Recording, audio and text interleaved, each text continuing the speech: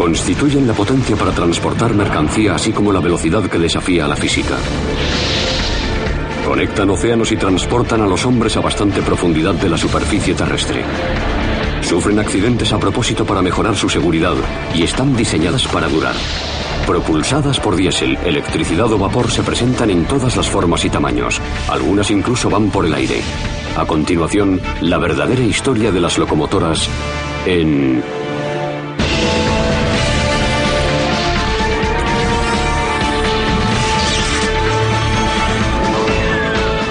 Maravillas modernas, locomotoras.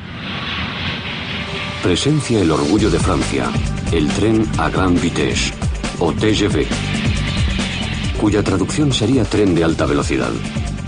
Pero como ocurre con el resto de trenes, la locomotora es la que genera toda esa potencia. Mientras recorre los 1.770 kilómetros de vías, la locomotora del TGV demuestra por qué ostenta en la actualidad el título de la locomotora más rápida del mundo. Como podéis observar, estamos circulando a 300 kilómetros por hora. Parece un sueño. Ha sido sencillo. 300 kilómetros hora es la velocidad media en gran parte de la red del TGV. Los cables de alta tensión son los que suministran la potencia a la locomotora. De ahí, 25.000 voltios de electricidad se transforman en energía mecánica que se transfiere a los motores que contienen las ruedas del tren. Incluso a velocidades como esta, en el interior del TGV, la conducción es firme y suave. Pero si el maquinista ve algo en la vía, no hay mucho que pueda hacer para evitar impactar contra él. Si ves algo en la vía, no te va a quedar más remedio que atropellarlo. Circulando a 300 kilómetros por hora, necesitarías 3 kilómetros para frenar. Por lo que si ves algo, obviamente es demasiado tarde. En 1990, el TGV estableció el récord mundial de velocidad en la increíble cifra de 515 kilómetros por hora. Pero en 2007, los funcionarios del TGV querían aspirar a más. De modo que tras las debidas modificaciones, el TGV tendría que superar ahora los 516 kilómetros por hora.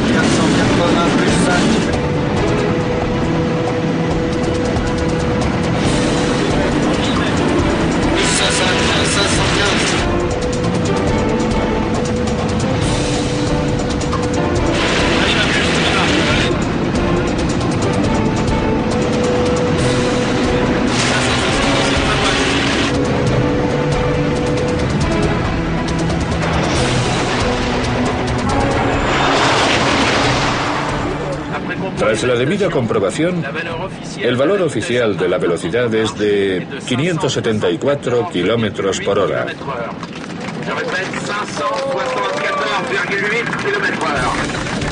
574 kilómetros por hora equivale a 357 millas por hora, lo que supone un nuevo récord del mundo. La memorable carrera demostró una vez más que en materia de velocidad el TGV es el rey de los raíles. Hoy en día el TGV puede que sea la locomotora más rápida sobre raíles, pero este es el aspecto que presentaban antes los trenes de alta velocidad. A principios del siglo XX, las locomotoras apenas alcanzaban los 160 kilómetros por hora. Pero en cuanto a apariencia, la mayoría de los fans de locomotoras estarán de acuerdo en que no hay nada más humeante que aquellas propulsadas por vapor. Esta belleza construida en 1924 es un claro ejemplo de ello. El número 90 de la empresa Volkswagen. Hoy en día todavía sigue en funcionamiento en la red ferroviaria de Estrasburgo, en Pensilvania. Actualmente es un tren turístico, de modo que podemos subirnos a bordo para realizar un trayecto corto. Una locomotora como esta ayudó a Estados Unidos a ponerse a toda máquina rumbo al siglo XX. Ya estamos listos para partir. Voy a soltar los frenos y aplicar vapor a los cilindros a través del acelerador. De mí depende que las ruedas no patinen, por lo que quiero ir aplicando potencia gradualmente.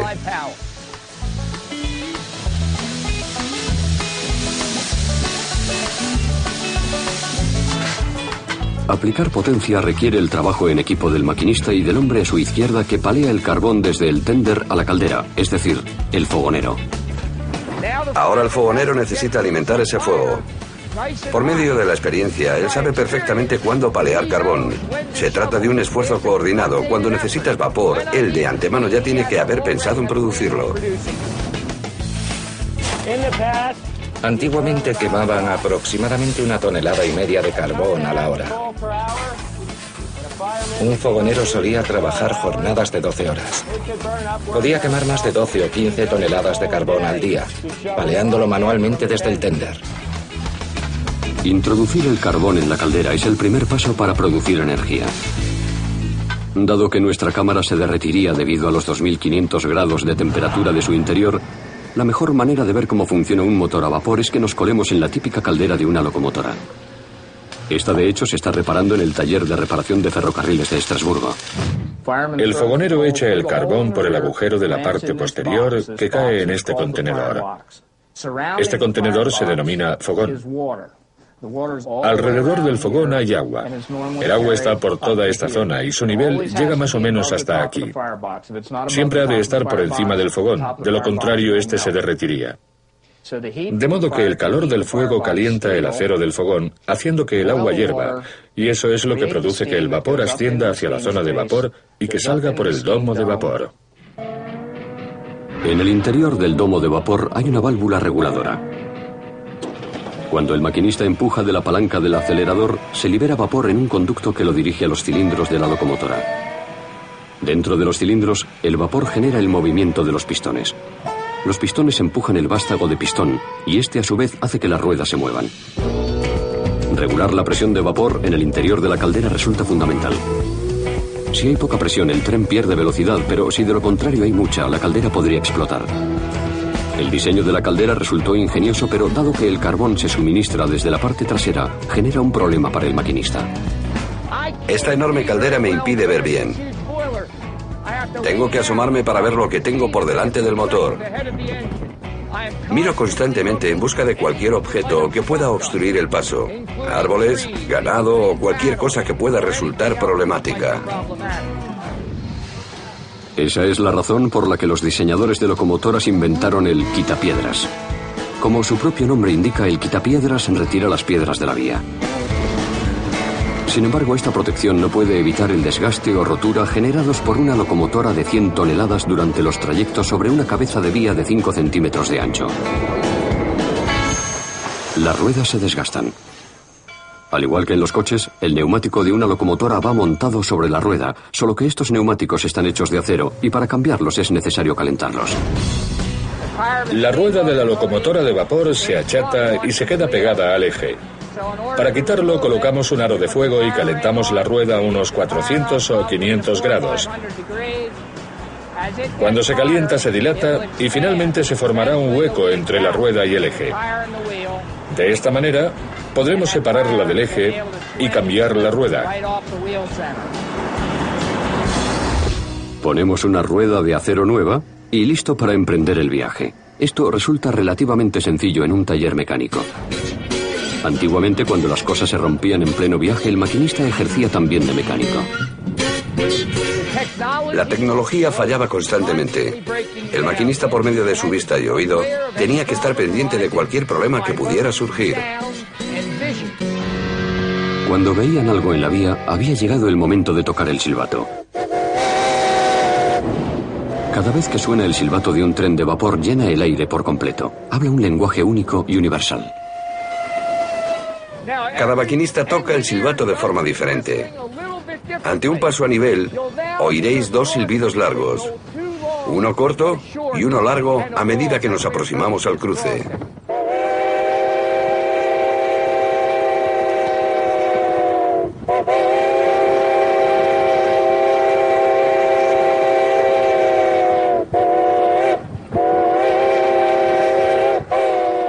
En 1930, el silbido de las locomotoras de vapor dejó de oírse cuando los diseñadores se interesaron por las nuevas tecnologías. En 1934, Electromotive lanzó una línea de locomotoras diésel eléctricas con un diseño más aerodinámico, cuyo mantenimiento era más sencillo y cuyo combustible resultaba más barato que el carbón de las locomotoras de vapor.